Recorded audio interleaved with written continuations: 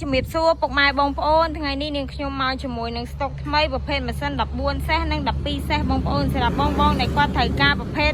14សេរីចាស់តម្លៃត្រឹមតែ6លានស្ដើងបងប្អូនអាចយកឈុតនេះបានប្រភេទដៃ015និងម៉ាស៊ីន12ប្រភេទសនុំស៊ីនតម្លៃ6លានជាងដូចគ្នានិងប្រភេទដៃ X បងប្អូនតោះអញ្ចឹងសម្រាប់បងដែលគាត់ត្រូវការជាឈុតបែបនេះ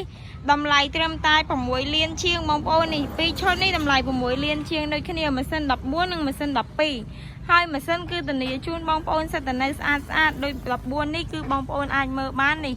គឺនៅសភាពប៉ុណ្ណឹងបងប្អូនម៉ាស៊ីនហើយដៃគឺប្រភេទ015បងប្អូនសេរីថ្មីអញ្ចឹងសម្រាប់បងដែលគាត់ស្រឡាញ់ពេញចិត្តជាមួយនឹងប្រភេទដៃសេរី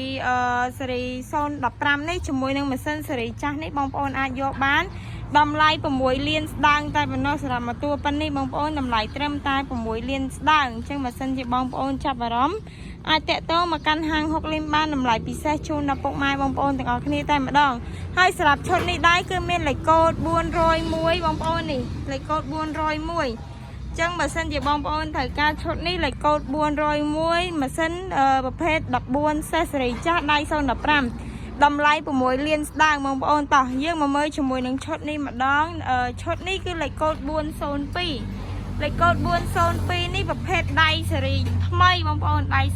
020ជាមួយនឹងម៉ាស៊ីនសនុំប្រភេទ RT 12សេសនៅស្អាតតម្លៃត្រឹមតែ6លានជាងទេឈុតនេះបងប្អូននេះចឹងបងប្អូនអាចមើលបានកង់ក៏នៅស្អាតម៉ាស៊ីនក៏នៅស្អាតដែរ